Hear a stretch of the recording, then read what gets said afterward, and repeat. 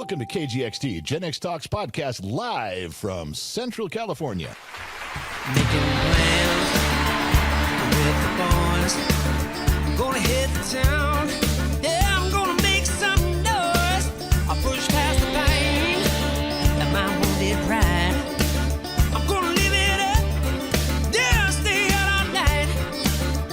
But sure, I've had some better times. And I can't count all the tears I've cried. And maybe down my last time. Yeah, but the blues to me just fine. Need to get done. Hit the button, hit the button, hit the button. It's all right. So anyway, kind of an impromptu Thanksgiving weekend. Iceman showed up. He comes by once in a while, just like a member of the family. Got a lot of information from Iceman. A lot of you met him at the Gen X Talks barbecue. Got to know who he was. He's famous on Gen X Talks for the immortal words of the Iceman, the prophet from the town of Bodfish, who says the words "chicks, man, chicks." That's him. I stole that from him, claimed it as my own, and then I did pay him the respect of letting everybody know that was his. In fact, now every time we say the line, all across the world, everybody remembers the immortal words of Iceman from Bodfish, who leaned at me across the bar one night and said, "Chicks, man, chicks." Anyway, he's in studio. Ice, thanks for taking some time and helping out. Absolutely, my pleasure. When did we do that? When did we come up with that? You came up with it, but when was that "Chicks, man" thing? We've been doing that for years now. Years and years. I was trying to remember where it originated, like in my lexicon, in my Yeah. the things, the list of catchphrases, my normal things to resort to. I just tell everybody you made it up. Well, I'm sure there was an inspiration from it for somewhere, but I just can't pinpoint it. I feel like. But where did you use it first in front of me? I think I know. I think I remember the moment you said it. If I had to guess, you were either complaining about your wife or daughters, and I had no input to provide. Oh, sure. It couldn't have been you complaining about the women in your life. No, I think I was in a long dry spell. But you could be right. I think, or it was one of those gals that you tried to set me up with. That yeah, those didn't work out. none of them. But I think it was at the barbecue out back. I think I was on the other side. I think you were sitting there. I think some conversation just happened. Some incident had just happened in my mind. I remember people walking away, and then you and I looking at each other, and you went, "Chicks, man, Chicks, man. Yeah. Chicks." And it just at that moment, Yep. it was. I plagiarized that from that day on. I completely stole that from you. Yeah. I'll tell you. There are when I used to drink heavily on the show. I don't drink as heavily as I used to. I would tell stories on and all of them were true because it's true. It's a story. Right. And I had 3 gold stories. Mm-hmm. And we're on 3 years now, and there's still one I haven't told. I've told one story twice. Okay. I've told one story once, and one story I have not told at all. All right. You know the gold stories. You and I have been drinking around fire pits for 15 years now. But Right. one of the stories that I have not gotten into heavily is about the Los Padres mine. In fact, I very rarely even skim over anything to do with the Los Padres Really? mine at all. I thought that was one of the 2 that you do discuss. No, I Oh, discussed the World War II gold. Oh, yeah. At Ed's Camp in Arizona. Then I discover. Then I talk about the double eagle dollar jars, mason jars. Yeah. Up in Kernville area. Yeah. That's it. But the Los Padres mine, the biggest story, I've just barely skimmed over it at all. Anyway, one of the things about the Los Padres mine, which is, in my opinion, is still the greatest, maybe the last best kept secret in California. Mm-hmm. It's kind of like finding the Titanic.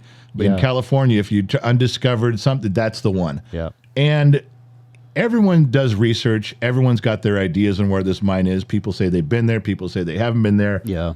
People have been to where I say it is, but can't figure it out, can't find it. Fine. Mm-hmm. That's good for me. I like that. But one of the things was that is always a sideline to everybody's story, and not just looking for the Los Padres mine. There are big mines known in New Mexico and Arizona. Sure. And they all revolve around a secret society of symbols. Yep. Those Jesuit symbols. Yep. You need to explain to me and the audience how that comes into play. Where did it come from? Because no one has been able to figure out these things. In fact, everyone tells me you can't even prove they exist because there's no record of it. You can't prove that these Jesuit symbols that lead to treasures are even real. Now, my dad thought they were real. Right. You think they're real. I do. And tell us what are these symbols and where did they come from? Well, I couldn't describe the shape or the appearance of any of them for you. But, Okay. The special thing about the Southwest, you had, the exploration age, a lot of Portuguese, a lot of Spanish, obviously, Italians and whatnot. They were coming through looking for colonial expansion, looking for resources to contribute to their home nations or whatever nation was sponsoring the expedition. Sure. So, like everybody knows, Columbus came over under the auspices of the crown of Spain, even though he was Genoese, Right. from Italy. So you would if you had a new idea, a piece of fascination, whatever, something you wanted to go out and prove during that era of time, you had to find a patron to supply you with the ships, the funds, the men, Yeah, sponsor. all that kind of stuff. Yeah. And then as you would sail away from your home port, that your point of origin, you had to secure a chain of supply the entire way through your whole expedition. Yeah. So if you were going to depart from Portugal, you had to hit the Azores, which are islands out in the middle under Portuguese control. You had to hit those Azores, top off your water, top off your sea biscuits, top off all your stuff.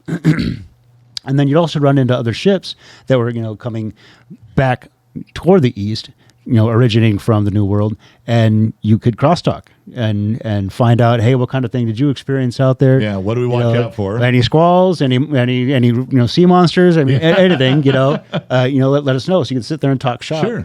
I mean, it's just like a truck stop. Find out from another driver, what they might have seen 30 miles ago, and hey, if you're heading that way, they're doing a DUI checkpoint, that kind of thing. So, in all that, there. You didn't just set sail and go. You had to be prepared.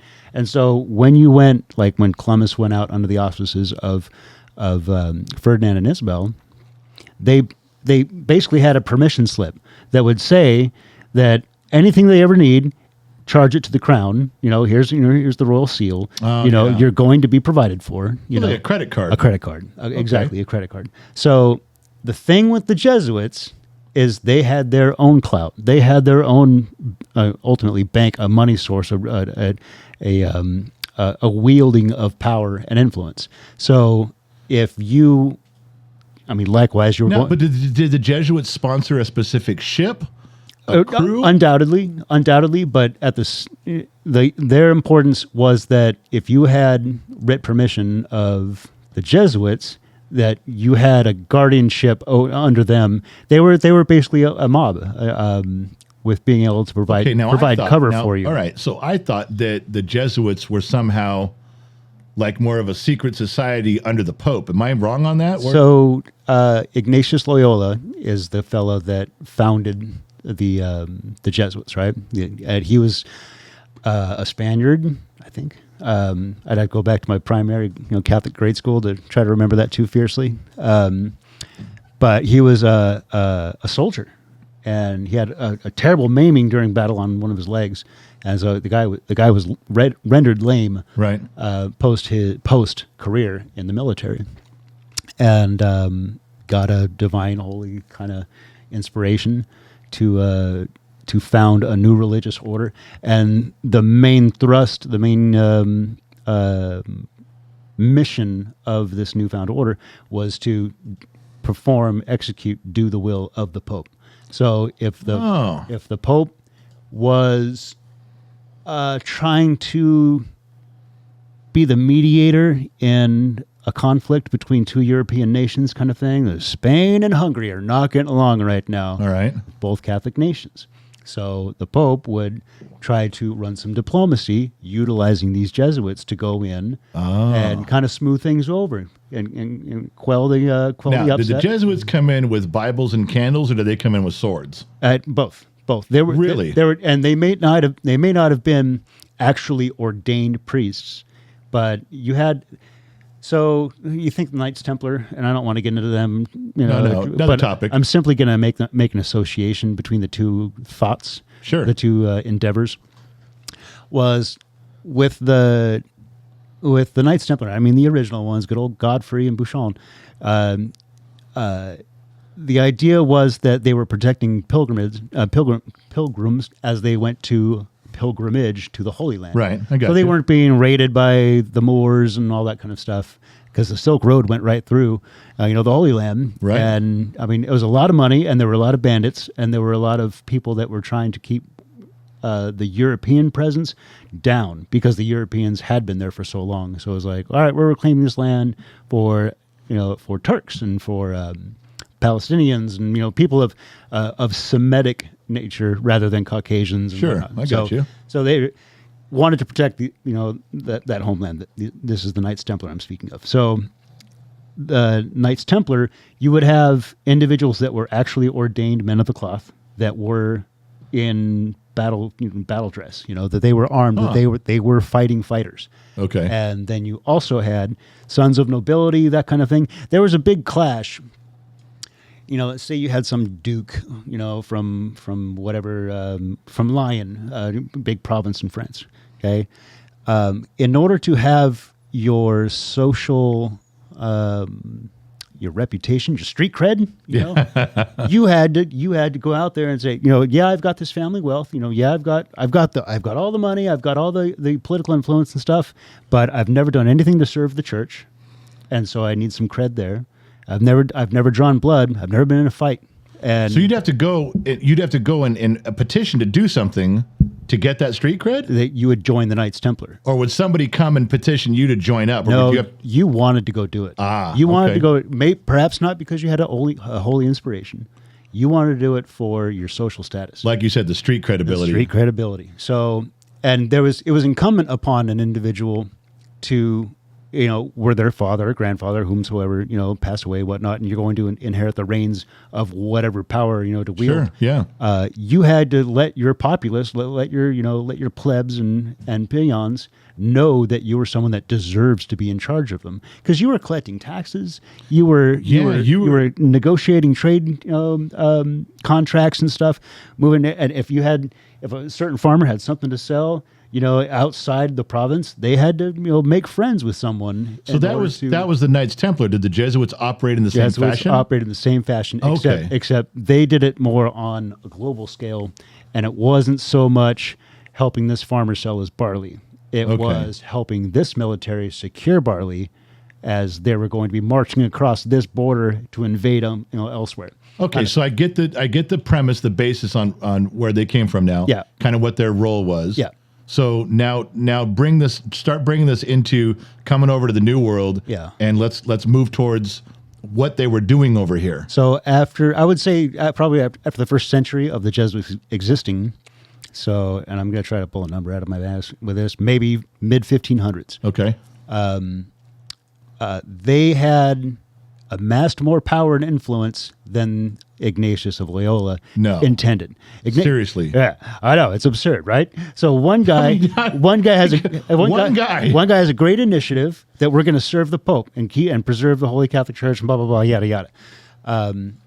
But we'll say that got profaned. Is that the way you want to describe that? That's the way I'm going to describe it. Once the rucksacks that they initially collected donations in order to supply pieces, and whatever endeavor, then they moved on to velvet bags, and then it became gold. It's kind of like in church chest. when a church first starts out, you pass the hat. Yeah. You take off a hat and pass it down the pews, and at some point you get a velvet pillow with a gold chalice on it. Yeah, they really started to succeed, and probably not always on the up and up, probably very underhanded at times. Okay. And so in the same, and I'm old school, for my age bracket, I don't fit in at all. So I can't come up with anything techie or Gen Z or whatnot, slang to utilize to equate it with the Jesuits. But when you talk about the Jesuit symbols and stuff, they had to be able to communicate in an encrypted fashion. to where it wasn't going to be obviously tellable what they wanted to communicate, whether it be a piece of paper script, Sure. or a carving into a stone at a landmark. They had to develop a method of communication That nobody else knew was what they were only doing. going to be intelligible with a fellow Jesuit. And yeah, you would have genuine good Jesuit, priests, whatever, that would follow these militaries or these exploration expeditions because they were like a chaplain. They were a chaplain for the for the soldiers. And So you didn't have you per se. You wouldn't necessarily have a big galleon full of Jesuits. You may have You'd have- person who's sponsored. He goes, "Hey, I got sponsored by Spain. I got 3 ships. We're going over to the New World. We're going to find some resources." Right. And the Jesuits would say, "Well, we're going to put 3 people on each ship, 2 people on each ship, just to." something, yeah. Okay. Whether they acted as ambassadors between the Vatican, say, or Avignon, whatever Right. period it was. And probably priests too. They were the local, like if you confession and people dying, Right. they would administer last rites they or would do something. last rites, that kind of thing. They had a capacity too. And then once they got somewhere, the goal was to convert the natives, kind yeah. of thing. Okay. So to spread the faith, that kind of thing. And then, But I got to tell you, okay, so just pause right there. Now I got what you're saying about how they got there, what their role was, working for the Pope, doing the stuff. Yep. Sometimes, with swords, sometimes with Bibles and candles. I got you. Yep. And you said it's kind of like the mob, a little bit underhanded, probably some shady stuff. In 100 years, they're super powerful. Yep. They're super discreet. Yep. You don't really know what they got an order of them. Then they start putting people on these boats to go at religious capacities. But I got to say, it kind of sounds like also when they got to the New World, yes, they were going to convert the natives. Yes, they were there as the priests. But I got to think a little bit it was like looking around going, what can we do with this? Absolutely. How can this benefit the Jesuit order? Absolutely. So there was a big departure. There's a deviation from their initial purpose, to be at the service of the Pope. Yeah. To where they became their own monster, their own thing. Even today, and in any order within the Catholic Church, there's a guy in charge, and the one of the Jesuits has for long been called the Black Pope. So the White Pope is the Pope of the Catholic Church. Right. The Black Pope is the general in charge of the Jesuits. Really? So I never heard that term before. That's his nickname, is the Black Pope. Wow. So all right, I'm with you. And in this modern era, I mean, he's as influential and powerful as anybody prior could have been in that role. And that was what was weird, really weird with the current Pope Francis when he went in, because there had never been a Jesuit Pope before, because their thrust was to be at the service of the Pope, not to wield the power. Okay, wait. What Pope? Current one, Francis, Is a Jesuit? is a Jesuit. No. And he's also Italian, but he's from Argentina.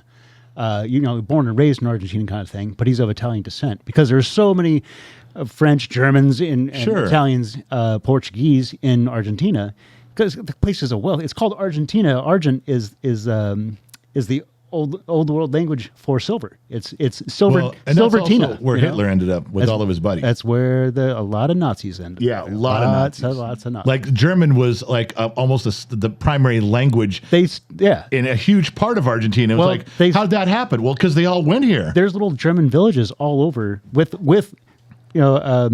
old world style architecture, Right. For these little German That's huts. another discussion, but I did a little homework on that. Yeah, and even if you want to say Hitler didn't go down there, 10,000 Germans, high-ranking Germans and their families and their cousins did go there. I mean, it's not even the FBI had files and files and files on Argentina trying to find Germans to put on trial down there for decades. Yeah. It was a real thing. I don't want to, not to steer off course too much, but something really fascinating about the Nazis, man, or a piece of Nazi history. Yeah. Is they had, I've heard the number as much as 52 political parties were on the ballot when the Nazis took power. 33-ish%, a third of the citizenry, when they voted, for a new political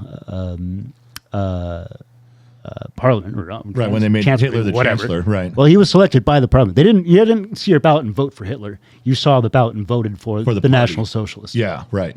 So only a third of the nation voted for the National Socialists. And then there's this little fragment, tons and tons, that only got like 300 votes kind of thing. Right. But then, second place, got 14% or whatever. Third place got whatever, percentage. So 1 in 3 Germans voted for them. And that is a tyranny of the minority, because only a third of the people completely wanted this, devastated history. Yeah. with the World War II, and you would look at your run of the mill soldier, that was out there on the fighting lines, kind of thing. Yeah. He didn't necessarily vote for the Nazis. No. He might have voted for one of the other 51 political parties. Right. And the ones that were Nazi members, because you joined the Nazi party and then Right. you voted for them, kind of thing. So those were the officers. Those were the SS. Those were working for the propaganda machine, working under Goring, working under Himmler. That's when you were a voting Nazi. That you voted. This was your initiative, right? Because they drafted men, and so they drafted these poor dudes out there on fighting on the lines for a party that they had no want to be there. Didn't want to be a part of it. No choice to be. But all to be right, there. so let's go back. So we know that Hitler got to Argentina, and we'll talk about that later. Yeah. And but the Pope was from Argentina. The current Pope is a Jesuit. So all this stuff we're learning right now. Yeah. He's a descendant of being in that mix. Well, somehow he I would say he enjoys the pleasure of being amongst the Jesuit order. Yeah. Wow. Yeah. All right. So let me take you back. So now Sure. you got sponsored. You got countries and states and monarchies sponsoring different ships to go to the New World. Everyone trying to find resources. Everyone trying to get territory. Yeah. The Jesuits insert themselves in different boats in different capacities. Yeah. Always fulfilling their role, but having an eye on what's in it for us. So what do they do when they get there? Because you can't just say, well, Spain just shows up and says, we want to claim this territory for Spain. The Jesuits can't go, yeah, well, we want half of it for us. You can't do it that way. So the Southwest. Hold on, I have a question. Yeah. So the Jesuits weren't sponsored by they were like their own they sponsored their own expeditions to the New World? No. They tagged along. They accompanied. Oh, okay. So they just kind of like hitchhiked their way over there. They were there in polite terms. They were there as ambassadors, kind of thing. Okay. So they're there to guide the flocks of the men, on the ships. Everyone from down to someone that repairs the sails and throws anchors and crap. And then, but that's the best way to go, because then you're getting sponsored too. You go in. The Jesuits didn't have to use their own money. They were definitely they could have sponsor Spain. They could go to Spain and say, look, you're sending these 3 galleons over. Yeah. You're going to need some religious people on here. You're going to need some priests. We'll go. And they're like, yeah, we'll pay you to be part of it. They'd have to use their own money. And they would expect every ship, every expedition, whatnot, insured to the hilt. Every boat, it was a suicide mission. They knew that they kissed their families goodbye to death, kind of thing. It was like, you're never going to see us again, because there was never a promise. Once you went west of the Azores, away from the mainland Europe, and when you resupplied in the Azores, and you took off, whether you went to the Caribbean, whether you went up to Newfoundland and Greenland, or hit any of the American colonial coast, later on American colonial coast. There was no promise you're going to come back. No. So, I mean, it was a funeral barge, everyone that departed. So, the insurance that they had on these boats had to be handled somehow. What bank is moving? It wasn't the Vatican Bank. No. It was the Jesuit Bank.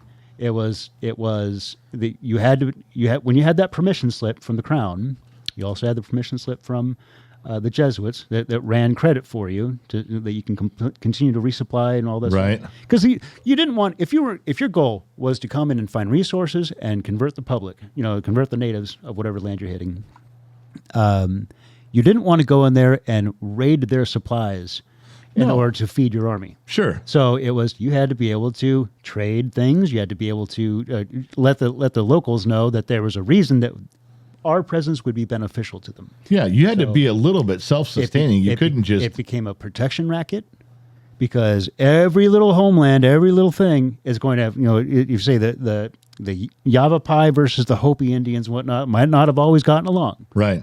But if we could have Jesuits that were getting good with the Hopi Indians, and it's like, all right, we can help with our military soldiers that are on our expedition. Right. We can help you take care of your enemies across the river, kind of Well, thing. plus, if you're looking at it from a mafia standpoint, or Yeah. even a motorcycle club standpoint, Yeah. you go in there and say the Jesuit can come in and say, all right, we're tight with the Hopis. Then you go over to the other tribe and go, look, why don't you pay us and we'll make sure they don't fuck with you. Now you're getting money from both sides. I'm most certain that happened. Yeah. Wow. Yeah, very certain. Wow. So the big expedition was Hernan Cortez.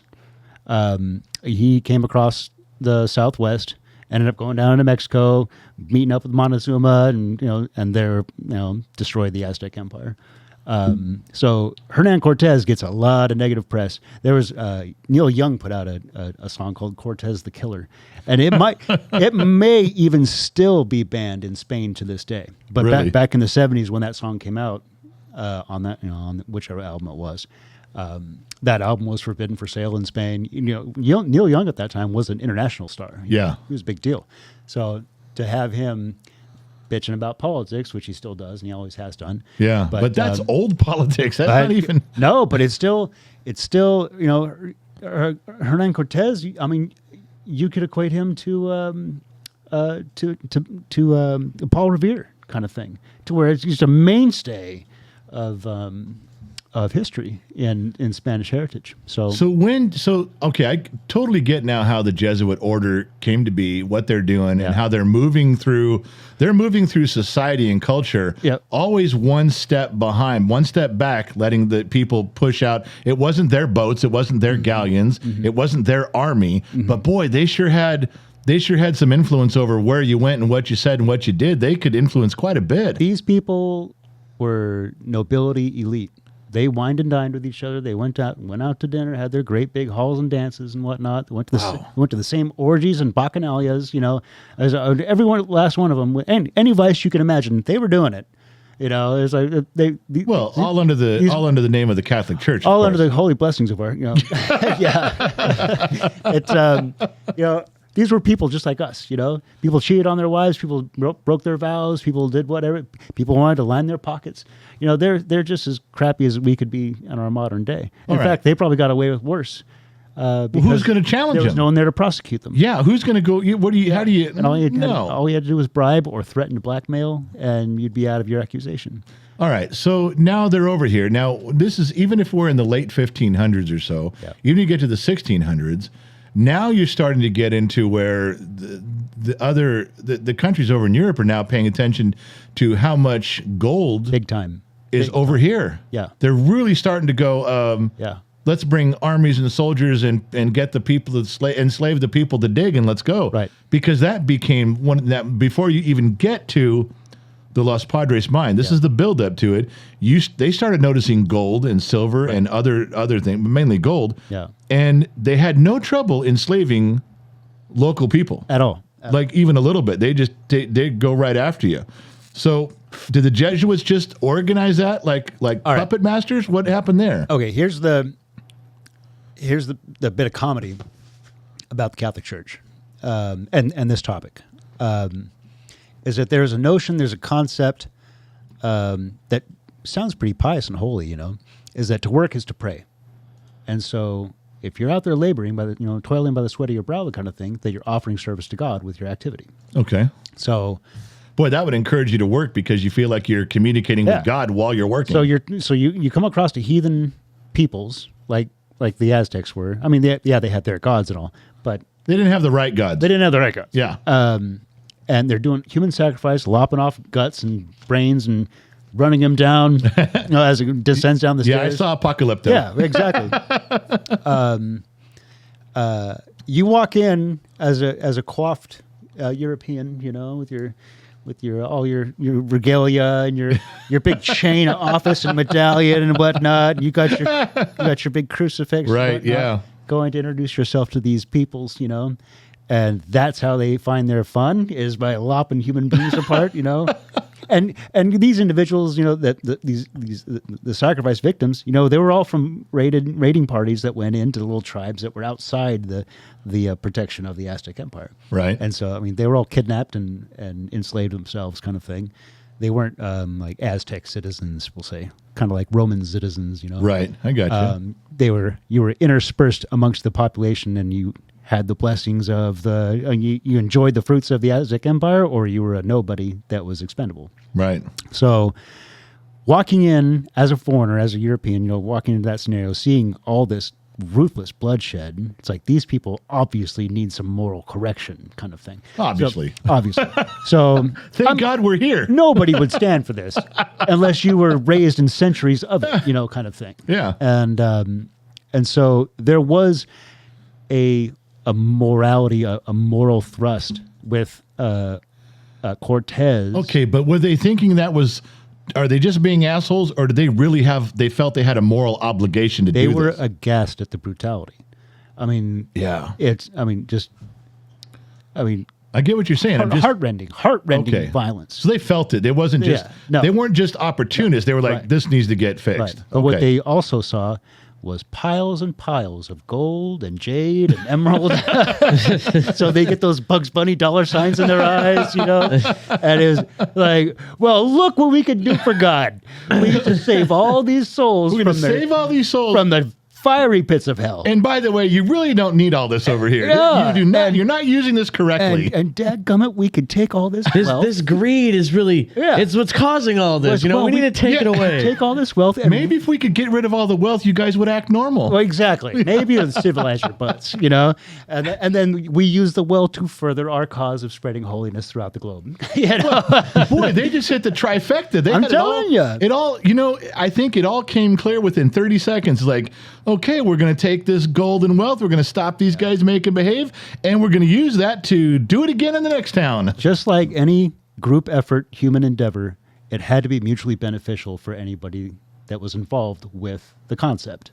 Well, you could never come in there and tell the Aztecs, we're taking your gold and you're going to stop all of your religious beliefs. Yeah, and you better learn how to like it. Yeah, or march into the sea, and we're going to chase you, kind of thing. Wow. Yeah, that wouldn't work, So they had to be methodical about it, and that was their method. And it happened, peoples after peoples, tribe after tribe. It was a very successful model.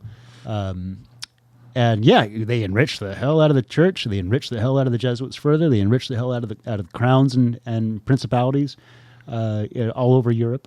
Yeah, it was very Well, where this comes into play, and we touched, I know we opened the conversation with this, so let's just try to jump back down. We're going to skip a lot of history to get there, and you can fill in the gaps as you want. Yeah. But the idea was that with the Jesuit order, what limited information I've been able to study up on, the Jesuit order had secret symbols and maybe even, I don't know if there was an alphabet, if there was text, but definitely there is a large number of people that believe that there were secret symbols that only the Jesuits knew about to be able, like you said, to be able to communicate without anyone knowing, encrypted. And there were some rules that went along with these. I remember one guy talking to me one time about the Jesuits, and he says, well, for instance, if the Jesuits were going to leave a symbol on a road. Let's say you had a treasure map, for lack of a better word, and the Jesuits are saying, well, if you want to know how to get here, get on this road and head south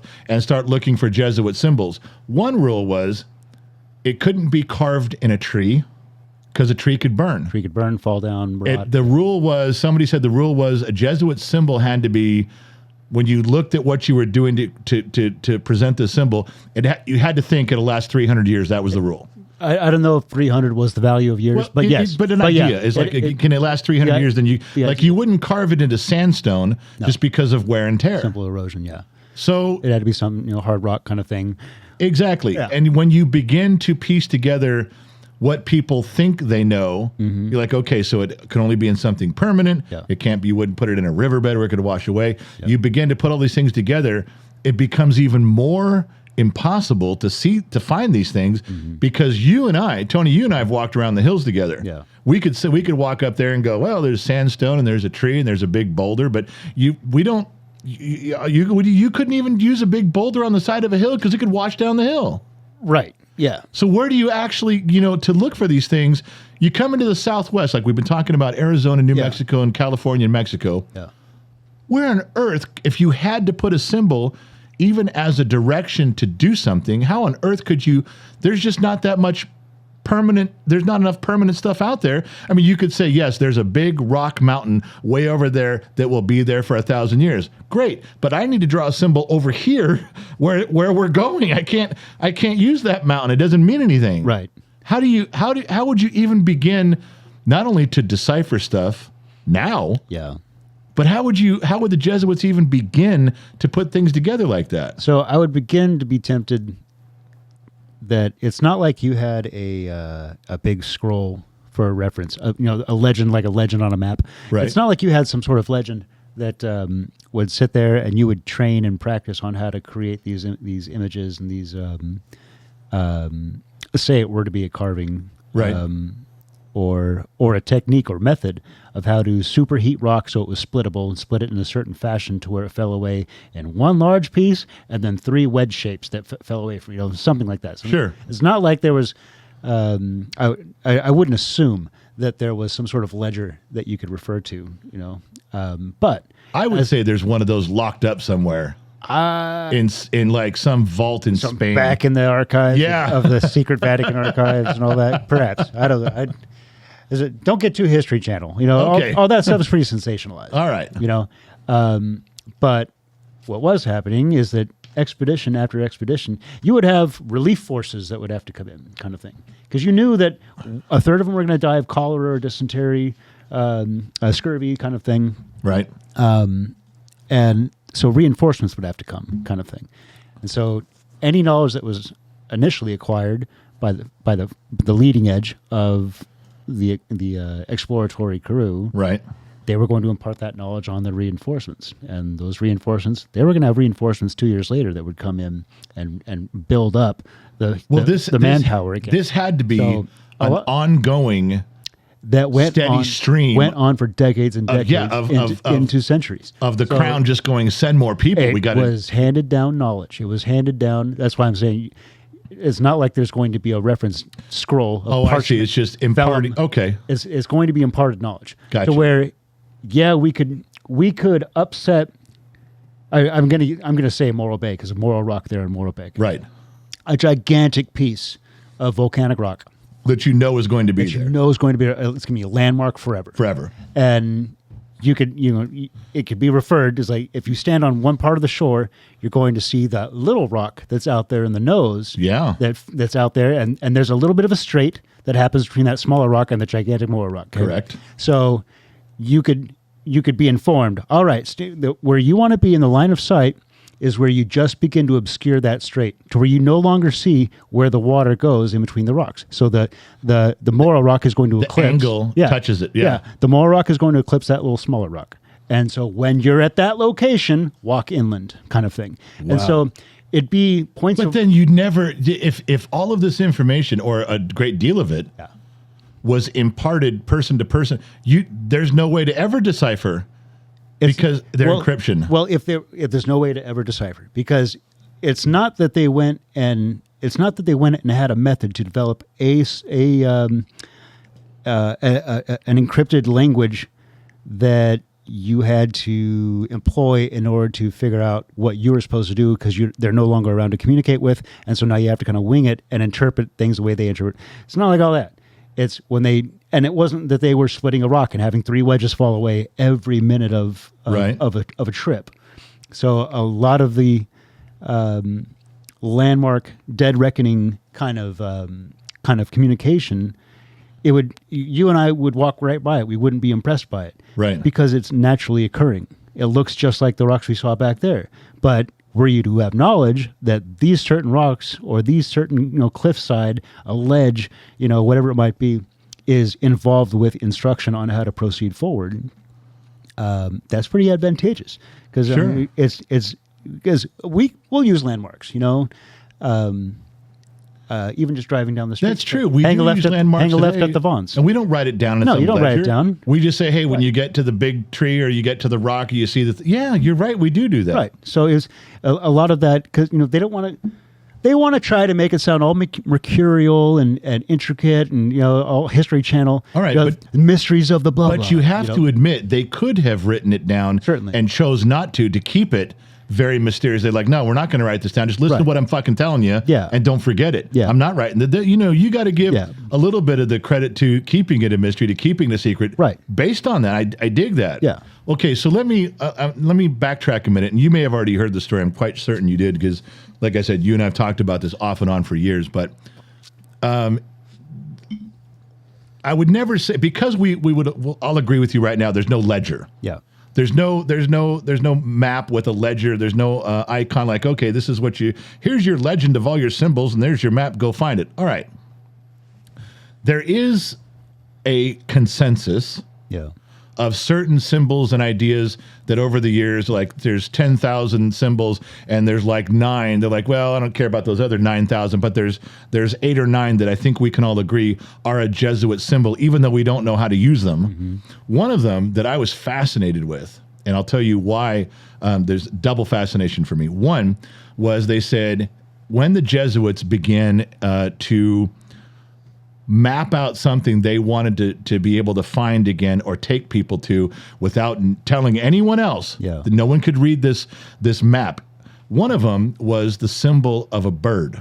Okay. And they said they would carve into rock, or they would do something permanent, or that was a symbol of a bird meant you're changing directions. The bird is now along this course of road. Yeah. You can go, but when you get to a symbol of a bird, you're changing direction. Don't go the same way. If you've been going north for 5 miles, you're not anymore. Doesn't say which way. Maybe the bird's facing one way, but it's kind of like the symbols that I've looked up. Yeah. Just for simplistic sake, look like a hummingbird. So if there's hummingbird is floating in the air, you can see its beak, and you can see its wings, and you can see its tail. It's obviously pointing in a direction. Sure.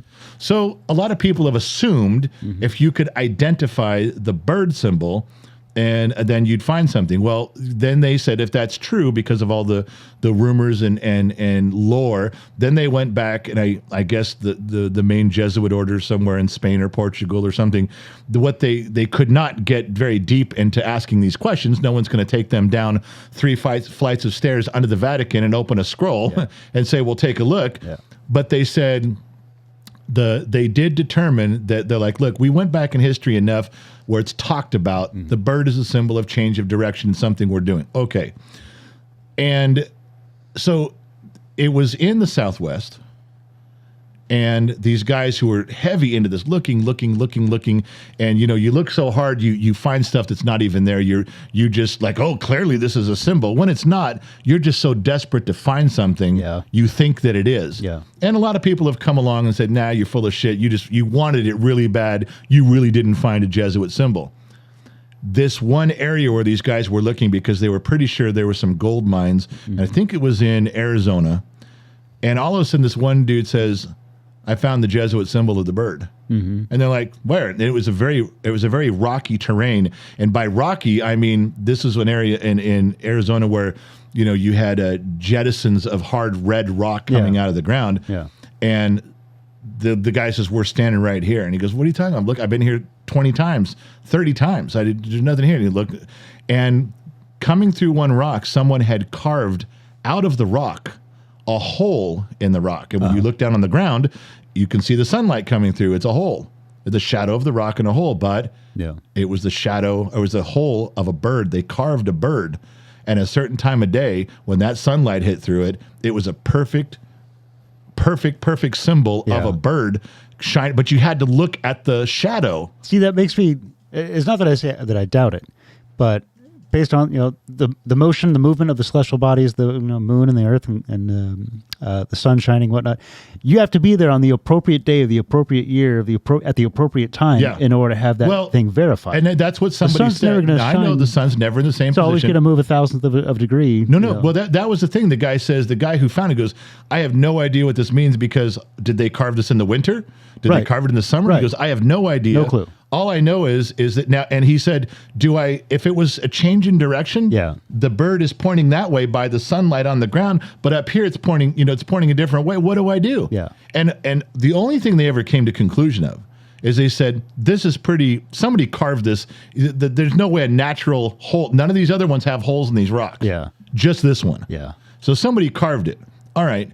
But it doesn't tell us anything. All it says is, are you near something important? Right. Or are you just simply still on your way? Yeah. You still could be 100 miles Yeah. away. Am I at the X marks the spot, or am I? Yeah, exactly. Or am I at a way station where it's like I know I'm halfway through my journey now because I'm here. So these things, that one was one that stuck with me, that I would tend to believe if the Jesuits had their own symbols, Yeah. if the bird was a symbol, that somebody fucking totally carved this, and it was in the area where they were, Yeah. the Southwest, but that's absolutely as far as anybody's ever gotten with it. Everything else is just assumption. Yeah. Another one was this guy found the Jesuits. I'm not sure how big they were. I guess I should ask you, how were they scholarly people? Did they know a lot about engineering and kind of mathematics? So if you were involved with boats, you knew what you were doing as far as engineering went. Okay. It was just part of the job. Their technology was really, really groundbreaking for building the ships, how to laden them, how to load them, how to ballast them. Really, really impressive, pieces of engineering. All those ropes alone, man, all those lines, all those sails. You wouldn't believe the amount of engineering that goes into creating cannons. Cannons are amazing pieces of machinery. Especially back then. Yeah, in order to survive blast after blast after blast. Cannon technology was really. So these guys, they were well versed in some of that, right? They weren't no suckers, man. They were no slouches. Okay. You might have had some holy guy that was illiterate, but he had a real, a real goodness about him that was tellable. Yeah. I was like, yeah, throw that guy along for good luck. I was like, we need somebody holy around here, instead of a bunch of scallywags, But in general, if you were, one of these, traveling Jesuits going along accompanying an expedition, well, you knew what you were up and to. there's a reason why I asked, because sunny point number 2 of the things that I became interested in, and actually, to be fair with you, I became interested in reading some of this stuff. Mm-hmm. You told me about this 7, 8, 9 years ago. Yeah. This was, that's where it began. Mm-hmm. So, poking around the internet and reading stuff, a lot of it's fake, a lot of it's made up. A lot of guys are, oh, look what I've got. I figured it all out. Send me $30 and I'll give you the Jesuit code. I know it all. But every now and then I read something that is, and I don't think it's intentionally vague. Yeah. I think the guy goes, this is really all I can offer. I don't have any more. One story, this was a guy, I think it was in New Mexico. There was just low rolling hills and rock formations and stuff. And it was a very common place that the Spaniards had been mining for silver and gold and doing stuff. And clearly, as we've learned today, the Jesuits were part of that, sticking their nose in, if not running it and directing it. Yep. They were definitely like, well, let me know what you find. I'll be right here. You go dig and let me know what you got. And this guy says he's gone up there for years and years and years looking for stuff and just couldn't find anything. And he noticed in one spot, he'd seen it before, there was 2 boulders that were almost identical, and they were, like 50 yards apart. Uh-huh. And he just thought it was odd that 2 boulders would fall down into this one area and come to rest, almost standing upright in the same position. Yeah. And almost exactly to the inch, so many feet apart. And he goes, I was literally sitting in my truck one day just looking at him eating my lunch and going, those 2 rocks are oddly placed. Yeah. Now, that wouldn't tell you anything, No. But then he goes, it was years later, he goes, I read somewhere about how the Jesuits would pinpoint a spot on a hill. Yeah. And they would triangulate a spot to look at. Right. If you had the 2 fixed points and a third position to stand on. Now, he goes, my first thing was stand in the middle. Right. You stand in the middle, triangulate 2 points, get my binoculars out, look on the hill, and I'm right in the middle, and it's pointed in there, and you can draw it out, and you're there. Yeah. You knew that somewhere on that hill on the center line, you were going to find what you're looking for. He goes, but they didn't do that. There was some verbiage, like you said, line up the 2. They would pass it along. Yeah. And they'd say, line up the 2 rocks in your visual cortex. When you get the luck, then turn and go due east or whatever. He goes, so the thing was to find out as much as I could about the area and try to come up with something, because without those, they're so far apart, you're just guessing anyway. So if you look at some period maps of the globe, or even just of regions, from the age of exploration. Yeah, they had a vague idea of how the continents were shaped and how distant they were from one another, but there was always distortion. Right. So even the best cartographer, even the best surveyor, best navigator, I mean, there was going to be elements that they couldn't account for. And so their maps ended up looking like fourth grade drawings, to where it's like, yeah, this is what California looks like. It looks like what flat earthers draw today. Yeah, for real, yeah. If you had a 4-year-old draw the state of California and then draw the nation of Japan, they'd probably be butterfly mirror images. It's like, well, they're very, very similarly shaped. Yeah. One's facing that way and facing the other Right. way, that kind of thing. So if you were told, they go to a landmass, this is what it generally looks like, we'll just call it Japan. It generally looks like this. It's broken up into these little islands up here, then the 2 major islands, and then you got some other islands over here. And good luck.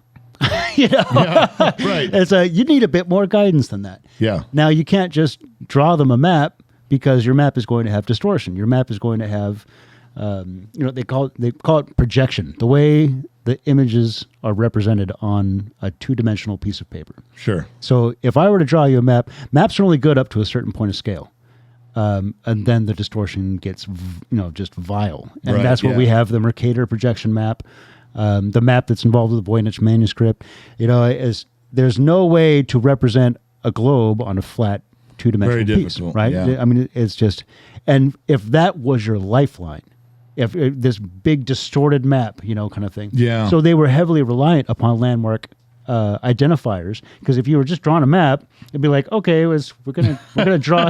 It looks like hills over here, Right. and then an oak tree. Well, is that why that on certain old maps that you like, and I know you talk about Morro Rock, but on certain maps they'll have a map of California, then they'll have a big drawing of Morro Rock, which looks like it would take up, like 20 miles across, but they drew it big on the map to let you know, hey, look for this rock at this point. It isn't really that big, Right. but they drew it big enough where you could see it. Where it's going to be, this was an important piece of information. We're going to express that. Okay. They illuminate it with gold leaf or something, color it in.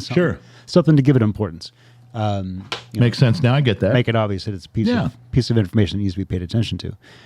So I feel like people want to act like it's Indiana Jones with these secret languages and hieroglyphs and all that kind of stuff. And that's all Hollywood bunk. It's just. So you don't think this guy could have? He didn't say he found anything. He may have found a bird. That actually. What about the 2 rock thing? The 2 rock things is more convincing. That's more believable than a bird that's going to be illuminated by a hole and by sunlight through a hole in the rock that you're only going to be able to witness 8 hours out of a year. If even that. Yeah. I mean, 8 hours, that would be a span of. Well, that'd be a third of the sky. But So we'll say 8 minutes. Now hold on. Ice, listen. Yeah. You can see the bird clearly for probably months at a time. Now, if you're telling me the bird had to cast the shadow and the beam of light of the bird, the silhouette, on a rock that you had to lift up and look on the bottom of the rock, that it had to hit that rock. Okay, that's different. That's pretty dang. That's very Indiana Jones specific. goofy stuff. Yeah. Okay, but other than that, that's what I didn't like about the movie National Treasure. 2, I think it was, when they went to the steeple that had the cross, and the shadow of the cross in Boston was hitting a brick wall, and right where the cross shadow was on the wall, you took out that brick. I'm like, okay, how do you know you're even there at the right time of day?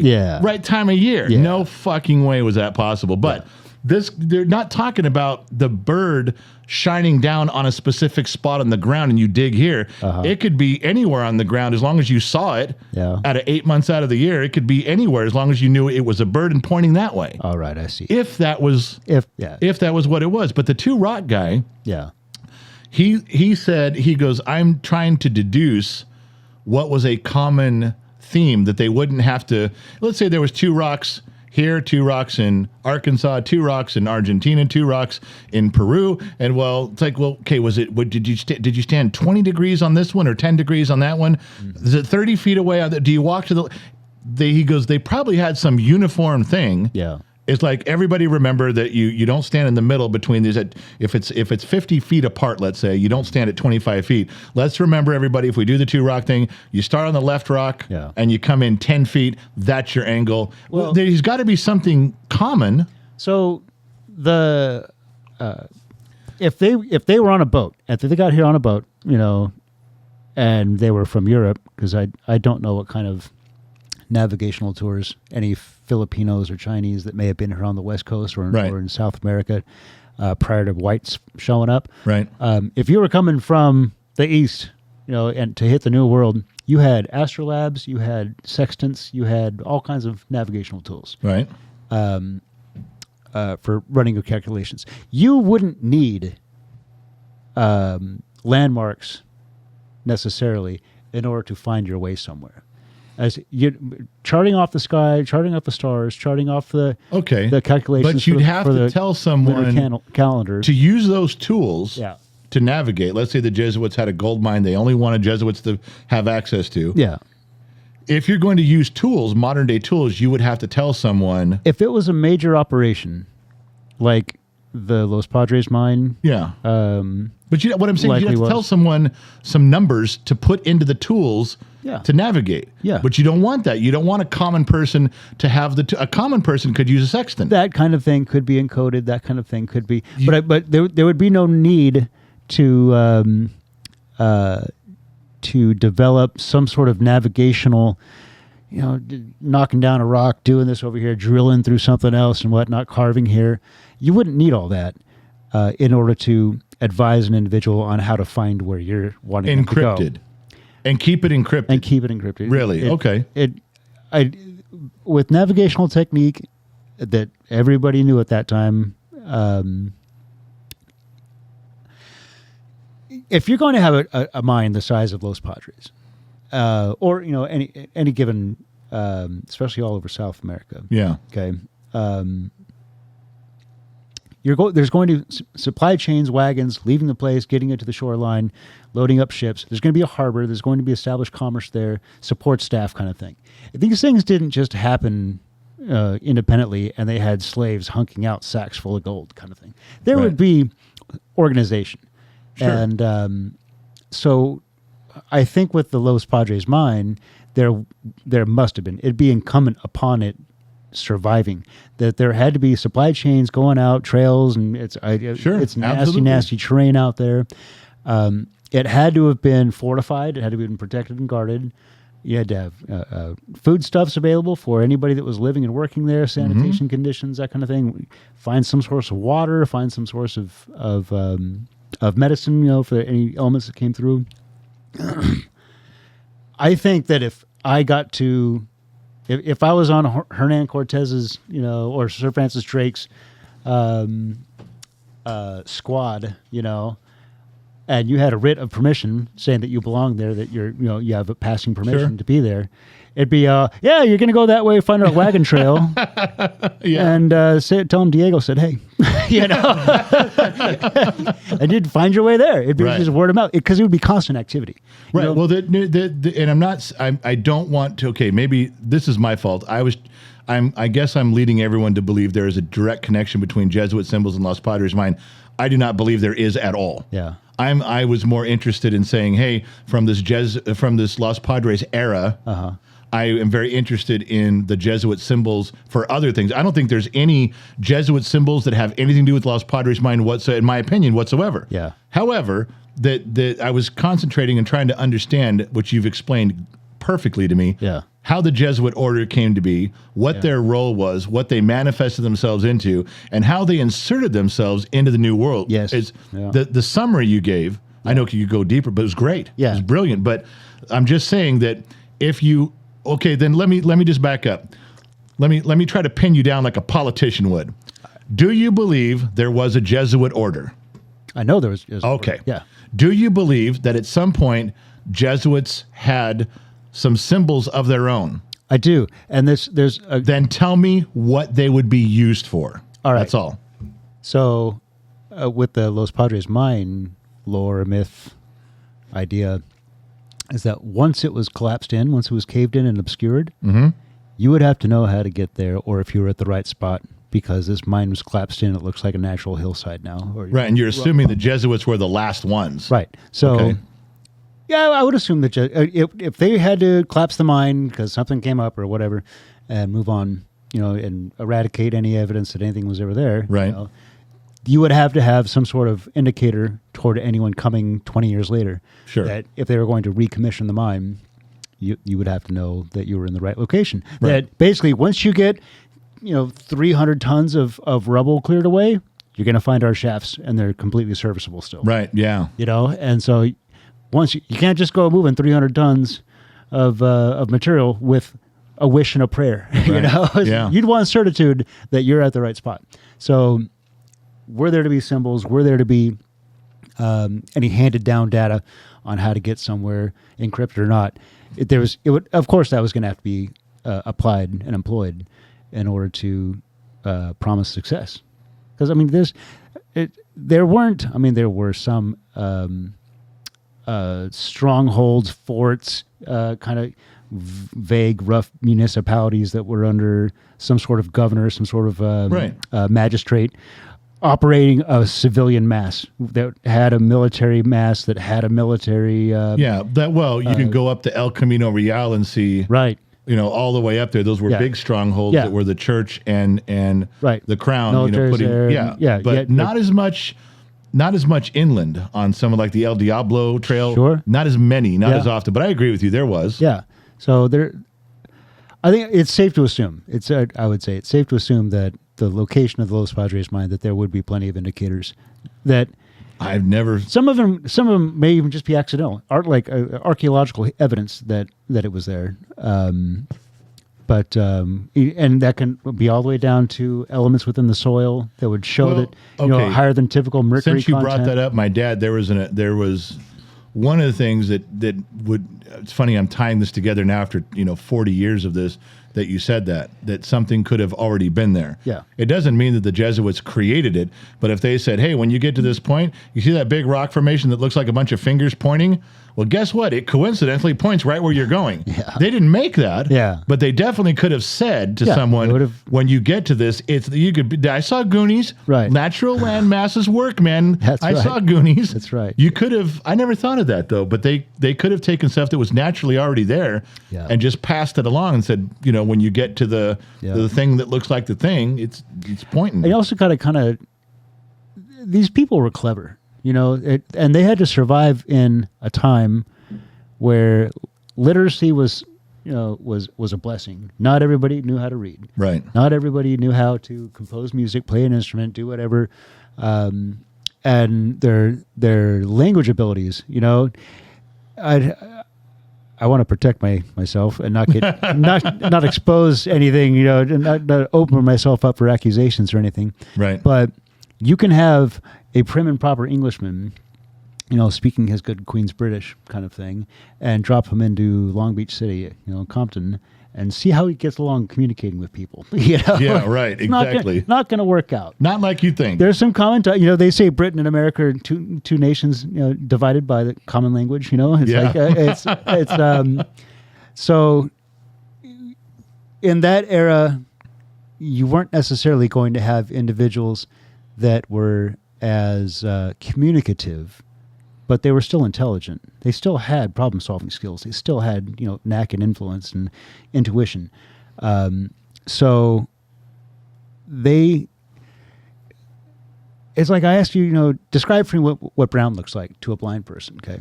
Yeah. And so it's like, well, or someone that became blind, and the now blind person wants to know what kind of color of brown, what shade of brown, and you say, well, you remember what wood looks like? Yeah, but what kind of wood? You're talking mahogany, Right. you're talking ebony, you're talking yellow pine, you're talking. So there's going to be all these nuances of interpretation. So I think in our modern day and age, we have so much luxury that we don't have to work for, that populates and colors our life. So at that time back, 300, 400 years ago, I think they might have had a different perception, a different way they looked at the world. I think they might have been able to describe more accurately what color, what shade of brown they're talking about. Yeah. Because you ask me what poplar looks like, if I were to cut down a poplar limb, off a tree, describe the interior. Well, I can't really, but if you ask me what color of brown you want my curtains to be, I'll say the color of poplar, and I'll go, oh, okay, I know that one. Sure. But I can't tell you what poplar looks like. New, fresh cut, or maybe it has a green tinge to it. It's kind of pale. Right. I don't know. But back then they did. They were cutting down poplar trees all the time. And Yeah. so having that kind of knowledge that is now lost to your common man these days, we don't have that. Back then, they might have had 1,000 descriptors for what shade of gray granite stone might have been. So you saying that would have helped in describing what they're... I absolutely think so. The speckle pattern of the granite that they find, Yeah. to where they could, that, and that's lost information that we'll never be able to reinterpret. Yeah, you're never going to know because you weren't there. It was a common common terminology, common and thing. it's mysterious to us, but that doesn't mean it was mysterious To them. Right. That it was common, no nonsense. Well, Because you weren't going to jump claim on the Los Padres mine. You weren't going to raise an army No. and come in and beat these Jesuits and Spaniards and convince the Indians to Not the be way your you've bitches. described them, Yeah. no. There's no way you were going to be able to do this. So if you were in the region, you had a purpose of being there that was sanctioned. You belonged there, kind Yeah. of thing. You might have been passing through and just wanted to trade some pelts to get some jerky, kind of thing. And no one's going to be like, oh, can I, chase you out with torches and guns, Right. muskets and stuff. That's not going to happen. If these things they ran like machines. These the mines, whatever, there was a populace that was exploiting a resource out of the earth. Even the whaling industry, that kind of thing, or if Kingston, Jamaica, anywhere where you had a big economic hub that was, you didn't just get there by accident. No. And you might have been up to no good here and there. You're gonna snatch a purse off of somebody, Right. But in general, you didn't have to be mysterious. You didn't need the National Treasure Indiana No. Jones Yeah. method of protecting something. And I get that. people want to blend mystery into history just to make it more fascinating or to feel like they're smart about something. Yeah. A lot of times it's a real simple story. And I'll tell you one because I think we've covered a lot of the Jesuit stuff that I wanted. I know we could talk for more, but you've heard me talk about Sandstone Cave. yeah, It's halfway point to the Los Padres. Yeah. And I had been doing some homework at the time, coincidentally, and there was in this area, which common knowledge in this area, I guess the Spanish had caches of different things where at times they would store rifles and ammunition and Right. stuff at different caches along certain routes. And in the mining area where they were protecting, they had different stuff like that. This one, I had heard they had different things over here, but no one's ever been able to find where they were or if they still had anything in them. And then all of a sudden, kind of as I'm trying to study up and I'm trying to learn what these things are about, a friend of ours from up in Sonora, who you know, came down and he was saying, where sandstone is? And I said, yeah. He goes, the reason it was so easy to dig that sandstone out of there, what we built, was because it looked like someone had already done it. Sure. And I said, oh, okay, like that. And then he says, that upper loft? And I go, yeah, that thing scared the shit out of me. I thought there was a wild animal up there. Yeah. There was an upper loft. He goes, do you know that wasn't closed? And I said, what do you mean? He goes, well, it was hard, really hard sandstone. And this one area was pretty soft. We kept digging. And then we put a sleeping bag up there like a bunk bed.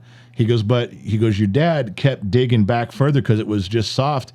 And it went through into an opening. no kidding. He goes, it pushed through into a room. And I said, well, what was in? He goes, we didn't have a flashlight. And your dad was drunk off his ass or he was high on weed. He goes, he made a makeshift torch and he was trying to hold it in this. It was a room. It was a big opening and he couldn't see what was in there. And he dropped the torch. Bummer. And he goes, and whatever was in there caught on fire. And we had to get out of the cave. I remember this now. Yeah. I And remember it smoldered for a week. Whatever was in there burned for a week. And I said, I wonder if it was a cache of rifles and stuff that just it melted. could have been, dude, but it could have been centuries of bat guano. Could have been. You just don't know. I don't have any idea. Yeah. I just thought it was fascinating that they found this secret room that was just an opening. I would be entirely on board with there being caches of supplies that were lost and forgotten about. And it wouldn't surprise me one bit. I'd like to go now because I know where this room is. Yeah. And nothing above it has collapsed. It wasn't very far above it, maybe 10 or 15, 20 feet of dirt. Yeah. So I know that nothing collapsed and fell in. So that room is still there. Yeah. I'd like to go back sometime and just dig it out and take a flashlight and see, here's what burned, just for whatever's sake. If you could find it. I mean, if it was in there, it's protected by sunlight. If it's metal, it might have rusted and corroded. But wouldn't it have melted if that fire burned for a week? Isn't that melted all gone now? Whatever was in there is toast. Yeah, but I mean, it's not like there was active flame for a week. It No. was a lot of smolder embers, just. But I wonder putting if smoke out. But even if you found molten metal, couldn't you take it out and have somebody go, yeah, this is from Spain in the 1500s? It would have strong indicators of steel content and whatever alloys. I know where I know. Well, okay, and I know where that place is. I mean, that's like that. It's not even difficult. Like walk in and point and go. It's right there. Just dig. Yeah. But I wonder if you could find that and you could find something in there, and now you're right on the path to the Los Padres. Yeah. It would tie it all together. It would tie it all would, together. It really, that rug would really tie that room together. I get, fascinated by that area. It's amazing that it doesn't burn down every year. That with all the cars that are currently driving through it, with the off the gridders that live out there, the people that do actually tie into utilities. Yeah. Also, it's like you'd think that, and the homeless that are living in vans out there and encampments that are out there in those Gabriel Hills, you'd think that there would be accidental fires, intentional fires. Do you remember about 4 years Flick ago that cigarettes big out fire windows. that came through? Yeah. And I kept thinking, is it going to hit the mine? Is it going to hit the mine? And it didn't. Yeah. It got close. But you know what I don't know who, I guess the National Forestry Service, they came in with these big caterpillars. Yeah. And they fucking cut paths through all the hills. Yeah. They didn't check with environmentalists. They didn't do any of that No. shit. They came in there and just Yeah. cut roads. They repaired the old ridge route. Oh, for real? Repaired all of it. It's drivable now. They repaired the whole thing. No kidding. They fixed every bit of it because I've been on it now. I've been the whole length. It's not. Did they actually pave it or Paved it, yeah, and curbed. They put curbing on the part that washed out. No way. They repaired it, they asphalted it, and they put they didn't pave every inch of it, but the parts that were washed out are now perfectly paved and curved. Wow. So I go out there with our friend from Sonora, Yeah. and we get up to this one lookout point, and now you can this is as close as you can get. Yeah. You got miles to go, and I said, check this out. And he's looking, going, oh my God, this one fire trail that they Yeah. cut, maybe 50 feet across with this big, like a D9 cat. You can drive on it. Because it just happened. Yeah. The fucking diesel thing ran over it 400 times. Guess where it ends? Guess where it goes? All these spines of all these hills, gets down to the bottom, stops, and the cat turned around and drove back. Yeah. But there was a fire break they cut. Yeah. It ends at Sandstone Cave. almost. It ends at Lava Flow. Oh, no kidding. And you could just walk right down to Sandstone. I mean, Wow. you're about half a mile from the Indian burial That's ground where up I there. wanted to go. Is if I could have made it to Lava Flow, I'd been pleased. Yeah. As we all know, I didn't. You got I didn't. fucking lost. I got fucking lost because the vegetation was just so dense. It was really I had bad. no frame of reference. That I know, and you can't see anything above. You can't Yeah. even look at the hillsides when you're in it. Yep. And that particular place you got stuck, that is like the most common place to get stuck. When I draw a map, And dude, I mean, it's tough. I was in the first 6% of the entire endeavor. It was like Yeah. I wasn't far in at all. No. It's very difficult. Yeah. So it was grueling. we should talk more sometime when you come up. We should just Yeah, sit that'd be and drink, great. and we should go into the whole Los Padres thing because everybody, all the scholars who are smarter than me, they have all this stuff on what area the Los Padres in. They all think I'm full of shit. Yeah. And then I bring up one fact. I pull one historical fact, and I go, can we all agree on this fact that this event happened? Everybody says yes, it did. Yeah. And when I put it down on a map and I say, okay, so we're all agreeing this historical event happened and it was here. We all agree it was here. Yeah. And the guy did this. We all agree. And then he did this. And when I bring to the conclusion, every single one of them goes, you might be right. Yeah. I have one historical fact knocks the legs out from 35 scholars on the Los Padres mine. What's It that? doesn't prove what I'm saying. Yeah. But I'm like, all of your theories cannot stand if this one thing is true. So we're going to have to omit the military records of the fort, Yeah. of the colonel that was running it, Yep. of all these witnesses. We have to get rid of this one thing, Yep. and then your theory couldn't hold water. Mm-hmm. We should discuss that at length one time Yeah, that'd be great. because it's just an amazing. But we got to start with the story of when you first heard about the mine with me at the shop that day, and I You said, want to tell that now, or you want to talk? "Oh, you can tell on you can another tell what your occasion? version was because it was funny when you're like, what the fuck are they coming to interview you Fuck, are for?" they coming to this dumb mechanic in the desert? And you had what, like 6 hours to brush up on it? Yeah, to sit there and digest it all. And That was there, funny. And there were lots of names that I wasn't familiar with. You were almost pissed that I had waited this long to tell you, and I Yeah, thought, like, what the it fuck? never came up. On the Skype, yeah, it never came up. That'd be like telling me how you didn't have your left leg. It never came up. Well, it's pretty damn, pretty crucial to who you are. But You didn't tell me you were the heir to the Hershey's chocolate Yeah, factory. You right, didn't just left that part out. yeah, but no, I think we'll save that for next time. All right, we will, but That'd be a that- cool way to start the story off. It would But, be. That was a pretty funny way too, especially since I was drinking my ass off. But that Colonel Bishop, right? Sam Bishop. Yep. Yeah, Takoya. Remember, Takoya is going to be fun to talk about. That's an incredible, and I did some mapping on him, Yeah. on how far they could traveling by horse, just walking. Yeah. I drew it out on a map and it with a circle and said, "This is as far as you could go in 2.5 days." Yeah. And then when they stopped, and in 2.5 days, any direction you go from where they started, Mm-hmm. how close are they to where you say? And they go, "Well, we're still days away." Right. Well, they wouldn't have stopped then. He only stopped when they got really close and said, "I'm not doing this anymore." Right. Because they got close. Yeah. That's the legit story. You can't go on horseback with this tribe of people.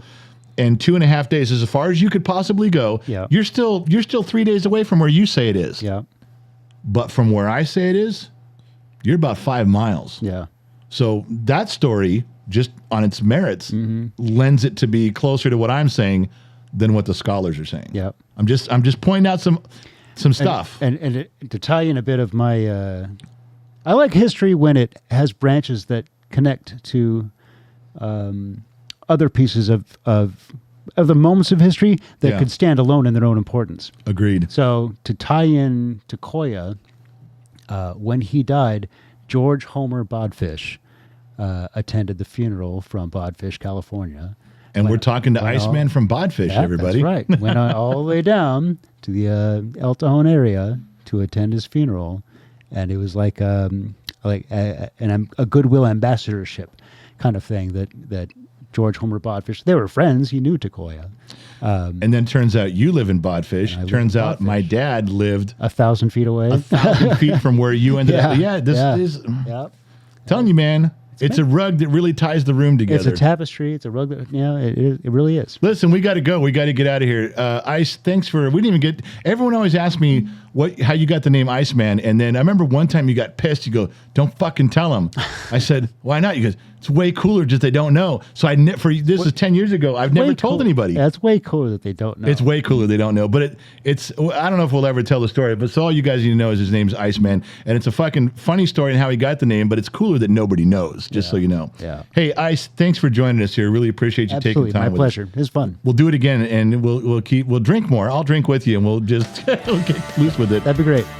All right, you guys, listen, I got to go wherever you're tuning in from. Thanks for taking time with us. If you had a couple hours to waste, I'm glad you chose to waste it with Gen X Talks. I can write you a note. You can get out of school for it if you need to. Anyway, I don't know where you're listening from around the planet, AM, FM, Sirius XM, or perhaps along the Armed Service Radio Network. Remember two things, wherever you go, there you are. And I'll catch you guys on the flip side. That's right. I said it.